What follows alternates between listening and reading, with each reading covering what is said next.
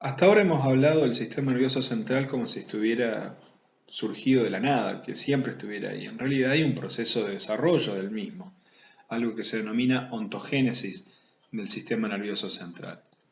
La parte más relevante de la ontogénesis o desarrollo del sistema nervioso central involucra la formación de estructuras más cefálicas en el organismo en desarrollo que surge a partir de lo que se denomina una placa neural.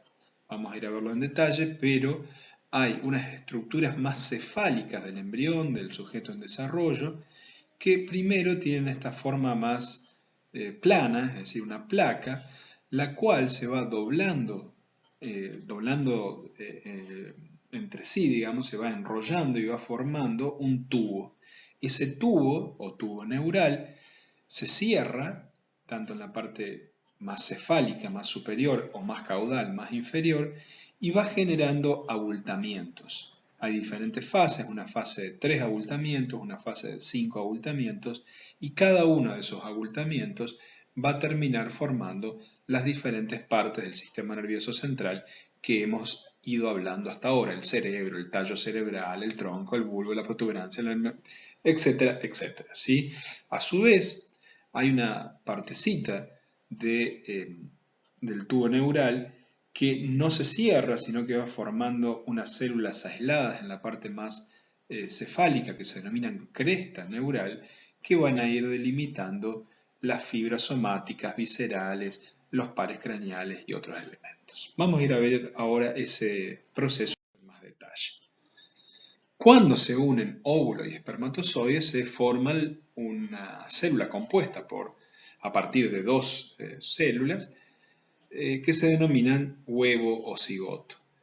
Luego ese huevo o cigoto se va a empezar a subdividir, es decir, de tener dos células pasa a tener cuatro, de cuatro pasa a tener 16 y así sucesivamente.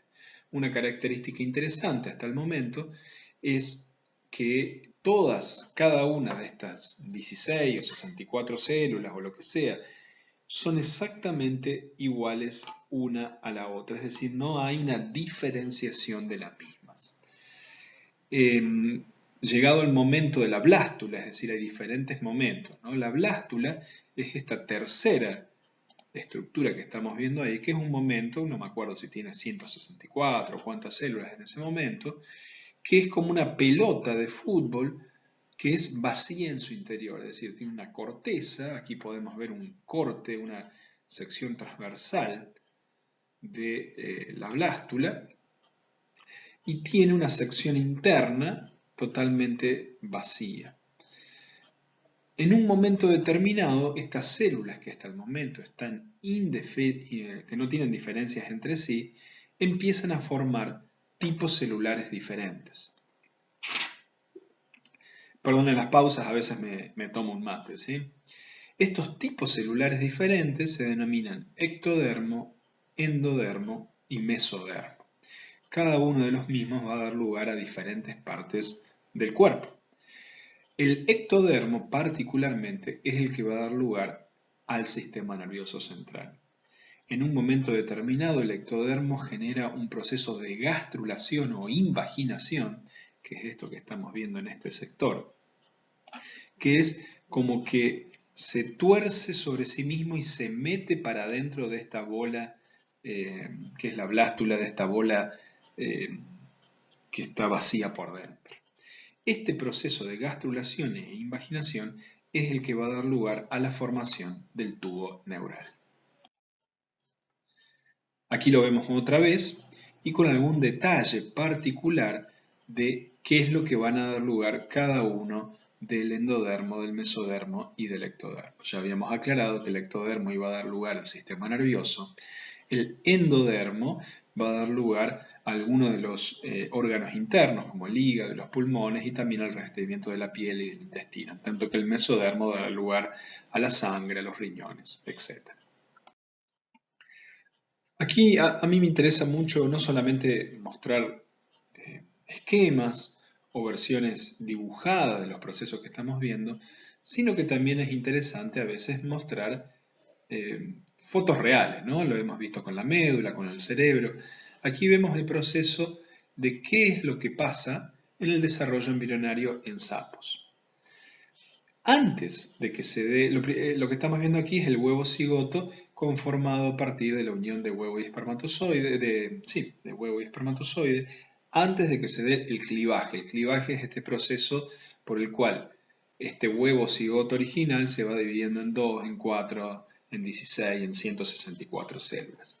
Fíjense cómo rápidamente, a partir del clivaje, tenemos esta formación en células que son exactamente unas iguales a las otras y que van formando, como acabamos de mencionar en este caso, esta blástula, que es esta especie de pelota de fútbol o de rugby, de lo que corresponda, que tiene las células al costado y es totalmente vacío en su interior.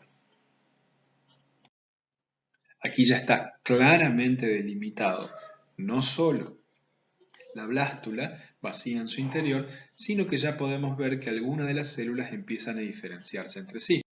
Aquí ya está claramente delimitado lo que es ectodermo. Estoy marcando en rojo. Vamos a marcar en amarillo el mesodermo. Y en verde voy a marcar las células endodérmicas. Upa, me salió otra vez en amarillo, disculpe. Pero queda claro que en este momento esta célula original, formada a partir de mamá sapo y papá sapo, se fue multiplicando primero la célula y luego formó esta blástula totalmente hueca, esa era la palabra que no me salía, hueca en su interior, y luego esta célula hueca empezó a formar grupos celulares diferenciados. El grupo celular, que es el ectodermo, que está formado por esta corteza que vemos aquí, finalmente se va a meter para adentro, como yo le dije, se va a invaginar ahí adentro y esa invaginación va a dar lugar a la formación del tubo neural. Una vez que está formado el tubo neural, tenemos una etapa de tres procesos, por lo cual tenemos una cabecita, la parte más cefálica del tubo neural, que es el prosencéfalo, la parte más medial es el mesencéfalo y la parte más caudal, más inferior, es el denominado romboencéfalo. La parte final, lo que queda de esta etapa de los tres procesos del tubo neural, es lo que finalmente va a ser convertido en médula espinal. Recordemos que el tubo neural propiamente dicho es el que va a dar el sistema nervioso central. Todo el sistema nervioso periférico va a quedar delimitado a partir de esos crestas neurales, que son como dos grupitos de células que quedan justo por fuera del tubo neural una vez que éste se ha invaginado y se ha cerrado. A su vez, lo que queda como justo al medio del tubo, como si fuera un agujerito, lo que ha quedado vacío de esa blástula que estaba totalmente vacía, esa luz del tubo neural va a formar el sistema de los ventrículos. Finalmente, la etapa de los 5 procesos, todo esto es a lo largo del tiempo, ¿sí? Una vez que se va desarrollando el organismo en desarrollo, valga la redundancia, la etapa de 5 procesos está formado. El prosencéfalo se divide en telencéfalo y en diencéfalo. Telencéfalo es un sinónimo de corteza cerebral. Es decir, que el telencéfalo, que a su vez surge del prosencéfalo, es esta capa muy fina que forma lo que conocemos como corteza cerebral o sustancia gris. El diencéfalo, en tanto, es lo que conocemos como tálamo e hipotálamo. El mesencéfalo no se divide y sigue siendo el mesencéfalo que conocemos en el tronco cerebral, es decir, estas dos columnas que permiten conectar tronco cerebral y en última instancia médula espinal con el tálamo y con la corteza y con el cerebro propiamente dicho. Y luego tenemos metencéfalo, que es sinónimo de protuberancia, y mielencéfalo, que es sinónimo de bulbo raquídeo. Aquí tenemos todo lo que acabamos de nombrar de una manera bastante más esquemática, que debería ser muy simple para ustedes para entenderlo. Pero ahora me voy a detener un segundito en el próximo slide a dar un consejo más general acerca de las formas de estudio de esta materia, ¿no? Bueno, puse el video porque quiero que vean mis expresiones mientras les cuento esto. Lamentablemente me da toda la luz de atrás, por lo tanto hay mucho brillo, pero antes de seguir creo que es importante que vean que cada tema en realidad está relacionado con el otro. O sea, si yo entiendo tronco, corteza, ganglios basales, médula espinal, como un todo y lo voy entendiendo, voy a entender cómo se manda información motor y se recibe información sensorial de los sentidos y va pasando por cada una de estas estructuras. Y luego eso me va a servir para entender la función de las estructuras. Si yo entiendo cada cosa por separado, esto es tronco, esto es cerebelo, y no lo entiendo en un todo, va a ser muy difícil que yo adquiera la información. Esto debería ser aún más claro ahora que estamos viendo este proceso de ontogénesis, del desarrollo del sistema nervioso central. Si yo entiendo la ontogénesis, la blástula, el ectodermo, el endodermo, el tubo neural, la etapa de los 3 procesos y los 5 procesos con palabras independientes, va a ser muy difícil entender eso. Ahora bien, si yo entiendo que todo ese proceso de ontogénesis que acabo de describir, en última instancia, me termina de armar ese cerebro adulto que vimos al principio, yo voy a ir poniendo los diferentes patitos en fila, llamémosle de alguna manera, ¿sí? Bueno, aprovecho que estoy con la cámara prendida aquí, la dejo prendida y sigo explicando lo que vamos a hacer. Una buena pregunta es, ¿de dónde vienen todas estas neuronas que arman los 3 procesos primero y los 5 procesos después? ¿De dónde viene ese abultamiento que termina formando la corteza cerebral? Alguien lo tiene que proveer, hay material físico, las neuronas son elementos físicos. ¿Ven esa foto que están ahí arriba? Que las voy a marcar ahora. Esto es, creo que es Long Beach, Estados Unidos, ya por el año 30, y esto es en los años 80. Hay un montón de cemento que se tuvo que llevar para formar esas ciudades que están viendo ahí. De la misma manera, hubo un montón de neuronas que hubo que mandarlas para formar prosencéfalo, romencéfalo y todo eso. ¿De dónde surgieron esas neuronas? Pues bien, de la parte más inferior del tubo neural, de lo que se conoce como el espacio subventricular. Recuerden que la luz, si este es el tubo neural, digamos, de la parte de acá, más de abajo, ¿sí? Del espacio subventricular, el ventrículo, recuerden, es la luz que quedó, el espacio vacío que quedó al medio, muy chiquitito, de ahí van a empezar a subir, como subiendo por el termo, van a empezar a subir todas las nuevas neuronas que se denominan neuroblastos.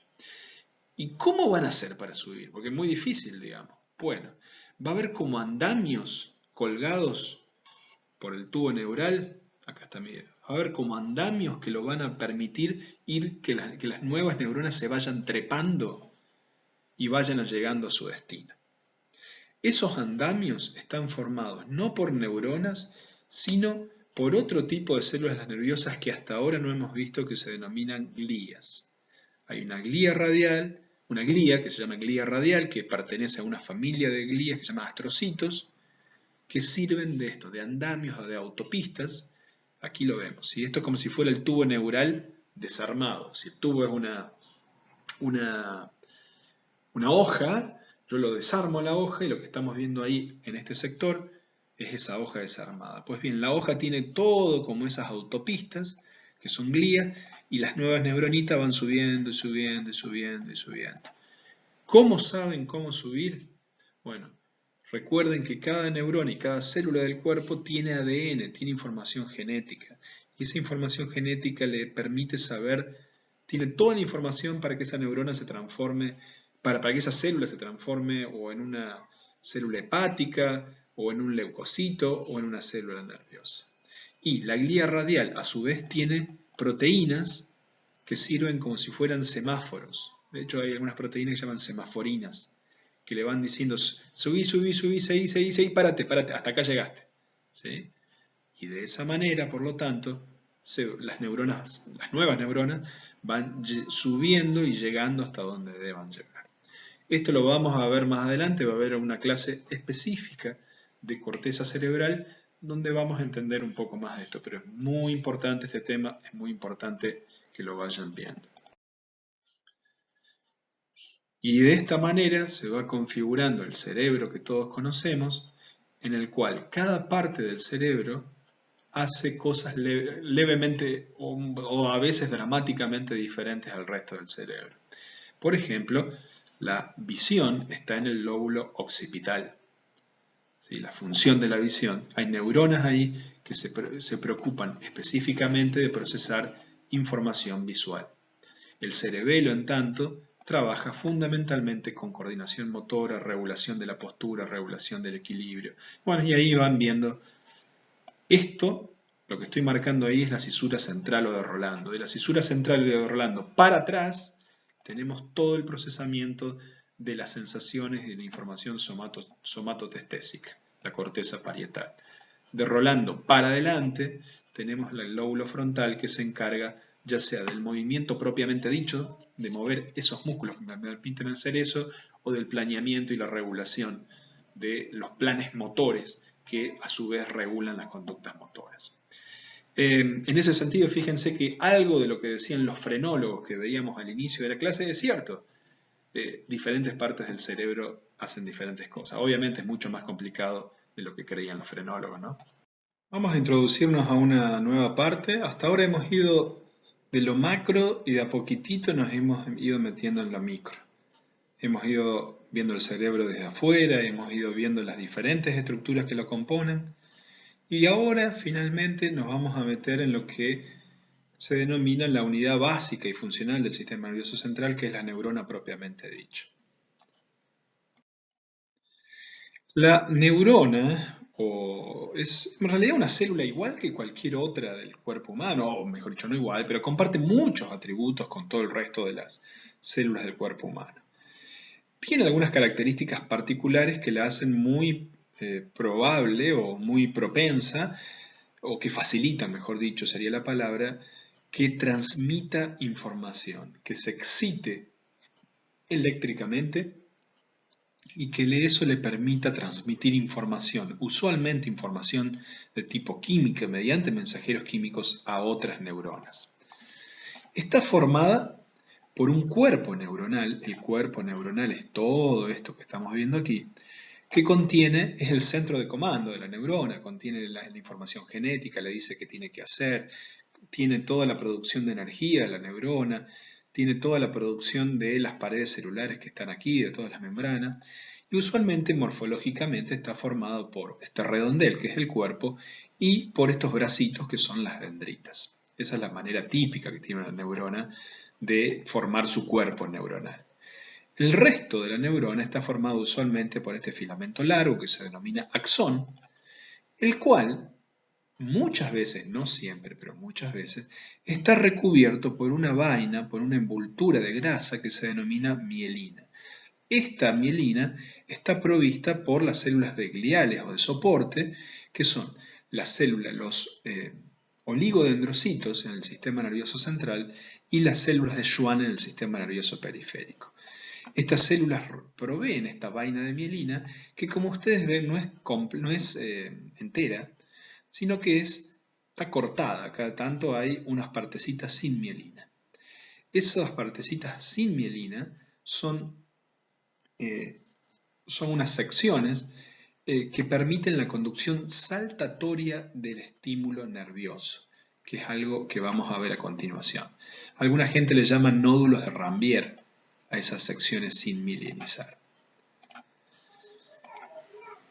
Finalmente, la neurona termina en una sección terminal, que también algunos le llaman telendrón, que es usualmente la que se conecta con otras neuronas, en lo que son sinapsis axodendríticas. ¿Por qué? Porque casi siempre estos axones que ven ahí se conectan con las dendritas de otra neurona. La neurona que hemos descrito hasta el momento es la denominada neurona multipolar, que la pueden ver en este caso claramente aquí, que tiene todos estos conjuntos de dendritas, el soma en forma bien grande, el axón, un solo axón que va y que tiene unos cuantos ramas que se desplazan hacia el final, formando esto que en algunos libros de texto van a encontrar como no lo voy a escribir porque me va a salir mal, telendrón, pero que es básicamente el extremo más distal del axón que permite conectarse con otras neuronas. Sin embargo, esta que se repite aquí es solo uno de los tipos diferentes de neuronas que hay, en este caso una neurona de tipo multipolar. Otro tipo de neurona que ya hemos visto previamente es la neurona de tipo bipolar. No sé si lo recuerdan, a esa neurona de tipo bipolar es la que dijimos que estaba en los ganglios de la raíz dorsal o posterior de la médula espinal. Habíamos dicho que este ganglio, recuerden que estaba la médula espinal con su formita de mariposa y en la raíz posterior, de la raíz ventral o anterior, ingresaban la parte motora. De la raíz posterior o dorsal era todo lo sensitivo. Y las neuronas que tomaban información de la piel se metían en un masacote de otras neuronas que también llegaban hasta ahí, que era algo que se llamaba ganglio, y ese ganglio a su vez se metía adentro la médula espinal. Pues bien, cada una de las neuronas que hacen ese recorrido son neuronas de tipo bipolar. El soma se mete en el ganglio y cada una de las manitos, llamémosle esta y esta, una se mete en la piel y la otra se mete en la médula. Disculpen, es esta la que estoy hablando ahora, la bipolar que está acá.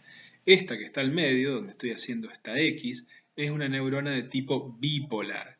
Las neuronas, repito para que no haya confusión, las neuronas unipolares son, por ejemplo, las que están en los ganglios de la raíz sensitiva o dorsal de la médula espinal. Las neuronas bipolares no tienen como un cuellito entre el soma y las dos prolongaciones axonales, sino que de un lado sale un axón y del otro lado sale otro. Esto los hace muy útiles cuando tienen que conectar un núcleo con otro núcleo y sirven, llamémosle, como estaciones de relevo en diferentes fibras o circuitos.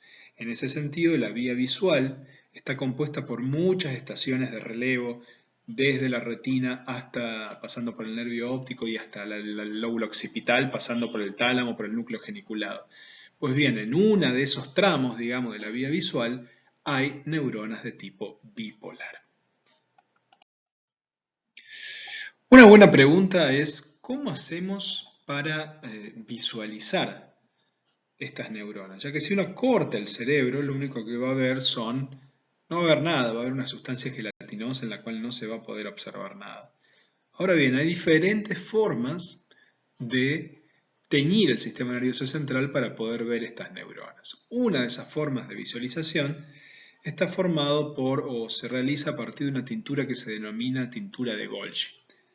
¿Por qué traigo a colación esto? Pues bien, porque Camillo Golgi fue un científico italiano muy importante y hay en su honor también no solo está la tintura de Golgi que la creó él, sino también se han clasificado a las neuronas como Golgi tipo 1 o Golgi tipo 2. Las neuronas de Golgi tipo 1 son neuronas muy largas que permiten la conexión entre diferentes partes del cerebro, y la de Golgi tipo 2 son neuronas muy cortitas que conectan partes bien cercanas del cerebro entre sí.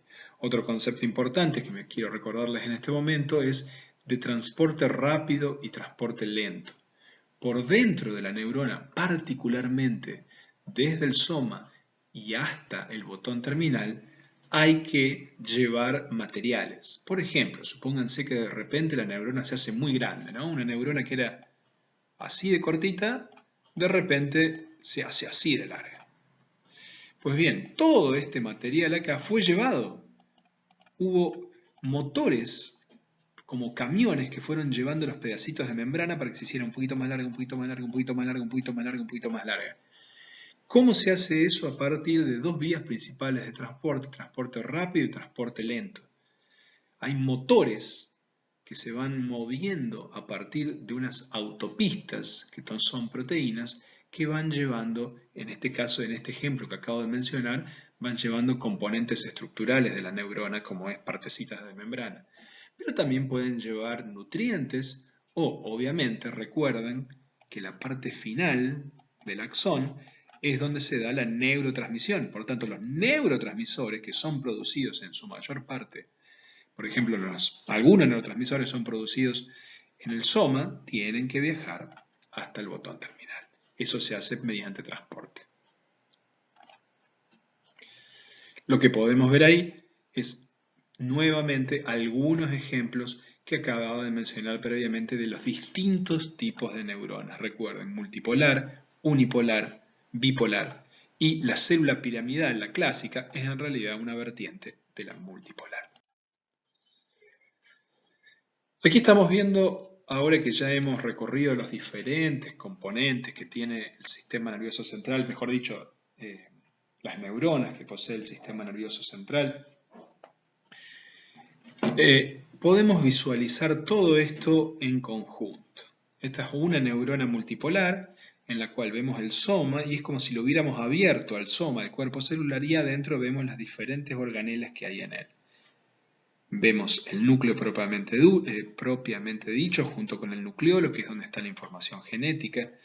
Luego vemos mitocondrias, vemos retículo endoplasmático liso y rugoso, que es donde se producen las proteínas y donde se llevan. Vemos el aparato de Golgi en este caso, que es donde se da el empaquetamiento de las proteínas y finalmente se les añade, por ejemplo, un grupo de azúcar y se convierten en glucoproteínas, o un grupo de minerales y se convierten en mineralproteínas, etc. Luego tenemos el axón, y nótese en este caso en azul, la vaina de mielina que la recubre, con los espacios que son los nódulos de Ranvier.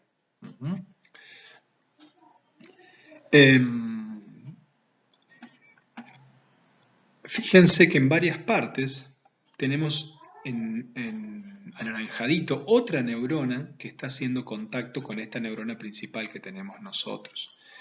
Como en este caso es el axón de otra neurona que está haciendo contacto con el soma de nuestra neurona, a esta sinapsis la llamamos axosomática. Ahora bien, cuando nuestra neurona, esta neurona grande que estamos viendo acá, hace sinapsis con otro axón de otra neurona, ese tipo de sinapsis es axoaxónica. Entonces nos queda axosomática, axoaxónica y también tenemos una sinapsis axodendrítica. Cuando el axón, que es básicamente lo mismo que la axosomática. Voy a hacer ahora un rápido recorrido por las organelas que hay dentro del cuerpo celular.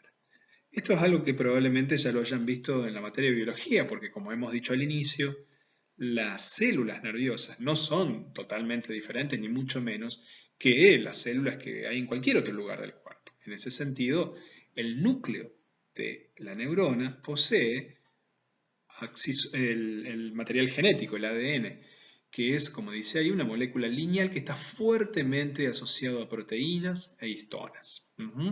A su vez, este núcleo posee algunos poros por donde puede entrar y salir esa información genética. Y las neuronas son células eucariotas, que son más grandes que las procariotas. Un elemento importante de todas las neuronas y de todas las células en general es la membrana celular. La membrana celular es el límite que hay entre cada célula y el exterior. Y en ese sentido, tiene que ser una membrana limitante que no deje pasar información o no deje pasar mucha y permita delimitar el interior y el exterior, pero también debe tener formas de comunicarse con el exterior para traer nutrientes, si es una neurona, para mandar neurotransmisores y también en el caso de la neurona para poder excitarse. Vamos a ver que la característica principal que tienen las neuronas es su capacidad de generar un impulso eléctrico que la atraviesa, que la recorre como si fuera una ola que va pasando. En ese sentido, la membrana es selectivamente permeable. ¿Y cómo son las membranas? Bueno, ¿y cómo es la membrana de una neurona? Usualmente se denomina al modelo que permite entender cómo es la membrana un modelo, un mosaico fluido o una bicapa lipídica. ¿Por qué? Porque son dos grupos de fosfolípidos, es decir, de unas unidades moleculares que se llaman fosfolípidos, es decir, que tienen una cabeza de fosfato, aquí lo pueden ver. voy a marcarlo, una cabeza de fosfato y una colita de lípido. Y estos fosfolípidos se acomodan de manera tal, uno contra el otro, y las colas de las colas de lípidos una contra la otra, y los grupos fosfatos en forma más polar, formando estas paredes que estamos viendo aquí. A su vez, necesitamos, si fuera solamente de esta manera, la membrana sería totalmente impermeable y no dejaría pasar nada. Y yo necesito dejar pasar sodio, potasio y otros elementos para de esa manera poder generar los potenciales de acción que veremos más adelante. Y efectivamente, de esa manera tenemos proteínas. Algunas proteínas están solamente en la parte de afuera de la bicapa lipídica, como es el caso. Pero otras proteínas son transmembrana, como esta que ven ahí. Pasan todo el ancho de la membrana y forman canales que son los que permiten que entren y salgan otras sustancias como sodio, potasio, cloro. Algunos de esos canales están siempre abiertos y otros están cerrados y sus puertas se abren frente al ligando, es decir, cuando hay otra sustancia dando vuelta. Una droga, por ejemplo, una droga terapéutica que lo abre y lo cierra es un anestésico, por ejemplo. Y también se abren o cierran frente a voltaje. Una cosa que quiero que tengan muy presente es, una buena pregunta es ¿por qué? ¿Por qué la membrana celular es así? ¿Por qué una bicapa lipídica y no es un cuadrado lipídico o un círculo? ¿O por qué están los grupos fosfato mirando para adentro y o sea, para dentro de la célula y para fuera de la célula? ¿Y por qué están las colas lipídicas enfrentadas entre sí? ¿Por qué? ¿Por qué no es de otra manera? Pues bien, imagínense, o sea, primero tengamos en cuenta que la neurona está en un medio muy acuoso. El cerebro está compuesto por mucha agua. Y es como si fuera un balde. Imagínense que en el balde ustedes agarran los fosfolípidos, un manojo de fosfolípidos, y lo tiran al balde.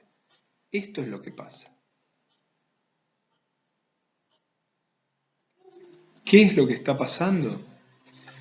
Que los lípidos son totalmente hidrófobos, es decir, no les gusta el agua. En cambio, los grupos fosfatos tienen apetencia por el agua. Entonces, espontáneamente, sin que, entre comillas, nadie les diga, sin ningún elemento de voluntad, simplemente por estos principios de autoorganización, los grupos fosfato se ponen en los extremos más polares de la membrana. Y los grupos lipídicos ponen, llamémosle, colita contra colita entre ellos y se protegen lo más que pueden del agua. Es decir, el modelo de mosaico fluido de bicapa lipídica es una consecuencia necesaria de estas propiedades de apetencia y evitación del agua que poseen los componentes de la propia membrana. Rápidamente, porque ustedes ya lo vieron, vamos a hacer un repaso de las diferentes organelas que hay dentro de la neurona. La más importante probablemente sea el núcleo. El núcleo tiene todo el componente genético de una neurona que le dice qué debe hacer, qué no debe hacer, qué tipo de proteínas tiene que generar, qué funciones tiene. Y como ya dijimos antes, el núcleo tiene poros que le permiten, por ejemplo, mandarle esta información genética fuera de la célula e informar a los ribosomas qué tipo de proteínas tienen que hacer, entre otras cosas. Como acabamos de decir, disculpen si hay ruido a mate, que estoy tomando mate, como acabamos de decir, los ribosomas reciben esta información genética del ADN, reciben ARN, es decir, reciben no el ADN entero, sino una media hebra de ADN con información acerca de qué tipo de aminoácidos deben engarzar entre ellos y por lo tanto qué tipo de proteínas deben preparar. A su vez tenemos retículo endoplasmático liso y rugoso. El rugoso es donde están los ribosomas y el liso es aquel que está libre de ribosomas. ¿Sí? Es muy importante, otra de las organelas es el complejo de Golgi, ya que es el lugar donde finalmente se reciben todos estos productos generados en los ribosomas, todas las proteínas, las proteínas están a su vez en vesículas, y el complejo de Golgi las termina. Lo que se dice es como un centro de empaquetamiento que termina de armarlas bien y las corta, le saca algunos pedazos iniciales y finales que en realidad son solo señales para que la proteína se empiece a hacer o deje de hacerse, y se le agregan otros compuestos como lípidos, azúcares, y así se arman glicoproteínas y otros elementos. Esto no lo vamos a pasar, esto también lo vamos a pasar. Esto sí es importante, tiene que ver con que hay algunas organelas muy interesantes que son los microfilamentos, los microtúbulos, que son básicamente todo el citoesqueleto de la célula. La célula nerviosa necesita tener una forma determinada, necesita tener un esqueleto. Y también necesita tener algo que hablamos antes, que son estas autopistas que llevan materiales desde el soma por todo el axón y hasta el botón terminal. Pues bien, esto se forma con un citoesqueleto que está formado por tres grandes tipos de estructuras: los microtúbulos de tubulina, los filamentos de actina y los filamentos intermedios. Algo de esto ya hablamos, y yo les anticipé que si uno corta un cerebro, solamente va a observar una materia gelatinosa, informe, que uno no tiene mucha idea qué es. Por lo tanto, una buena pregunta es: ¿cómo hago para ver cómo es la célula, qué forma tiene y qué hace la célula? Para eso hay que primero sacar el cerebro y fijarlo, es decir, aplicarle un fijador, casi siempre algún producto derivado del formaldehído, por ejemplo, algún producto que retire toda la vascularización, que impida que se sigan produciendo procesos metabólicos y que lo fije, que haga que esa gelatina sea algo duro. ¿Y para qué? Para que yo lo pueda cortar. Y luego cuando yo corte esas rebanadas van a seguir siendo casi transparentes. ¿Cómo hago para ver esas neuronas que están ahí y que en realidad son transparentes, que yo no las puedo ver casi? Pues bien, a lo largo de muchos años, mucha gente ha ido desarrollando unas tinturas, en principio parecidas a las tinturas que se aplican en el pelo, pero esas tinturas lo que hacen es permitir ver todas estas cosas que hemos estado hablando durante la clase. La tintura de la izquierda, esa de color más dorado, más de tipo oro, es la famosa tintura de Golgi. La tintura de Golgi lo que hace es teñir toda la célula, la neurona, las dendritas, los axones. Así que es muy importante para saber qué forma tiene una neurona. Si yo quiero saber si la neurona es unipolar, bipolar, multipolar, pues bien, uso una tintura de Golgi. Y por razones que al día de hoy se desconocen, Golgi, la tintura de Golgi, tiñe una en 1.000.000 de neuronas que hay en un sector determinado del cerebro. Eso es algo muy ventajoso, porque si tiñera todas las neuronas que hay en una parte, yo vería todo un manojo negro, ¿no? Un entramado negro.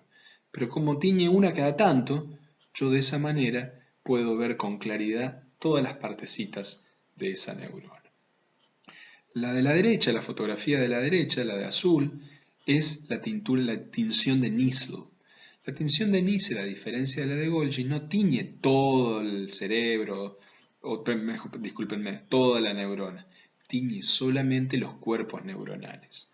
Eso es muy interesante porque nos permite teñir solamente sustancia gris y nos permite ver la arquitectura de una determinada parte del cerebro. Nos permite ver cómo son las capas de la corteza, por ejemplo, o cómo son los ganglios basales que están ahí. Nos permite ver cómo se apiñan entre sí los somas para formar núcleos determinados del cerebro.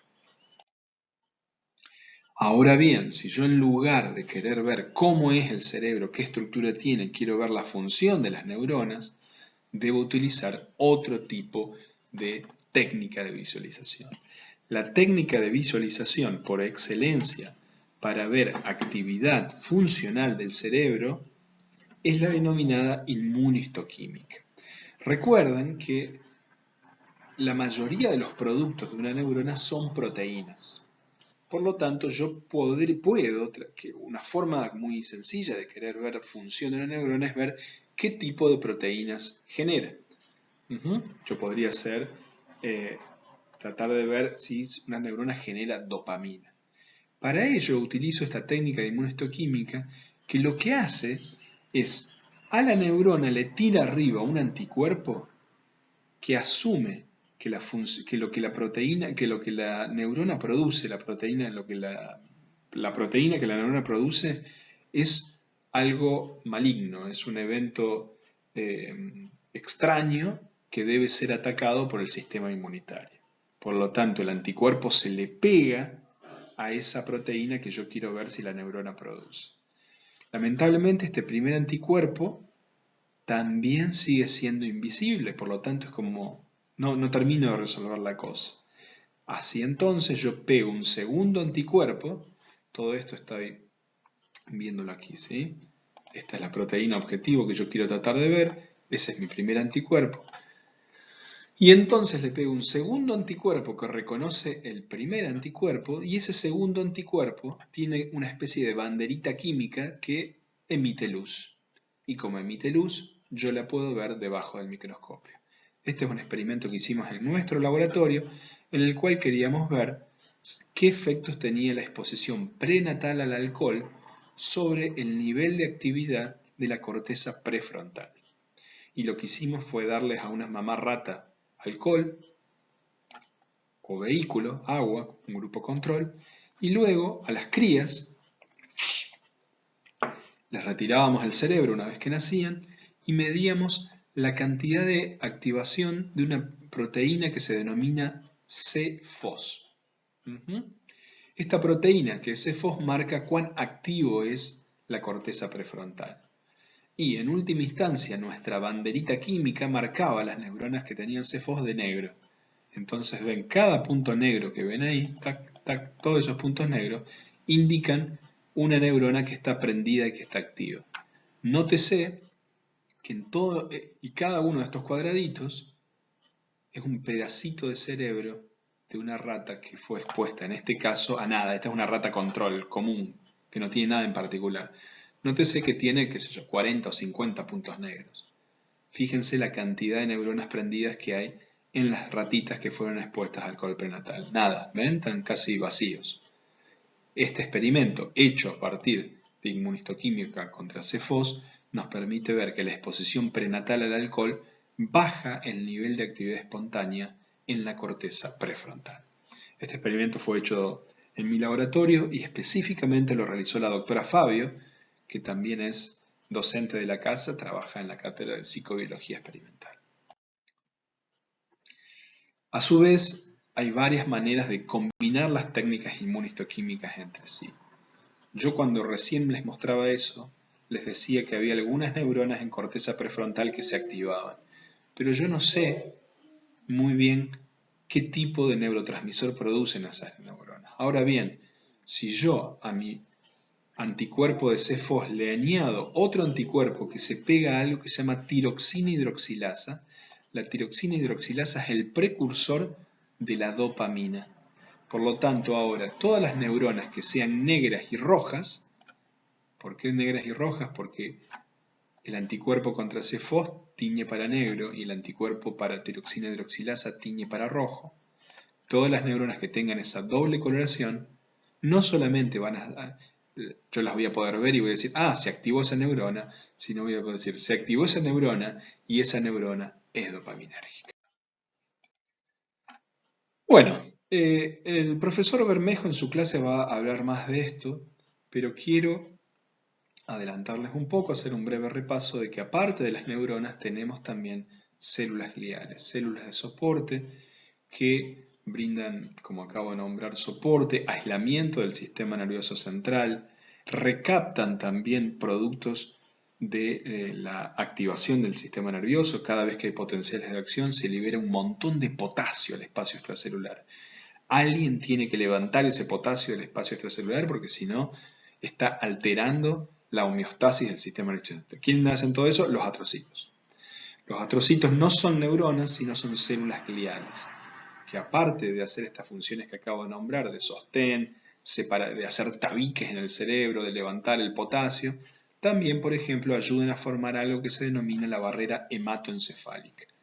La barrera hematoencefálica es una barrera que se forma, como acabo de nombrar, a partir de la unión de los astrocitos con la vascularidad del cerebro con los vasos sanguíneos, con los capilares, y forman uniones muy fuertes que separan el cerebro del resto del organismo. Eso, en conjunto con la actividad inmunitaria, forman un campo inmunitario bastante privilegiado del cerebro. Bueno, y aparte hay bastantes más células gliales que trabajan también soportando diversas actividades en el sistema nervioso central, como la célula de Schwann. Acá vamos a nombrar ya los astrocitos, no lo voy a nombrar tanto. Recuerden, otra función de los astrocitos es formar la glía radial, que permite que por ella vayan las nuevas neuronas durante el proceso de organogénesis que nombré antes. Habíamos nombrado las células de Schwann también como células gliales. Las células de Schwann son las que cumplen la función de recubrir las neuronas de mielina en el sistema nervioso periférico. En el sistema nervioso central, las que realizan dicha tarea son los oligodendrocitos. Y cada vez que hay algún tipo de proceso inmunitario en el sistema nervioso central, que hay algún cuerpo extraño, que hay una cicatriz, ¿quiénes participan en la respuesta inmune? La microglía. La microglía tiene una función fagocitaria. Va allí, empieza a deglutir aquello que ha quedado muerto debido a la función inmunitaria, o, si no, también libera algunas proteínas que se denominan citoquinas, que disparan la respuesta inmunitaria, disparan respuestas, por ejemplo, de fiebre, de temperatura, entre otros elementos.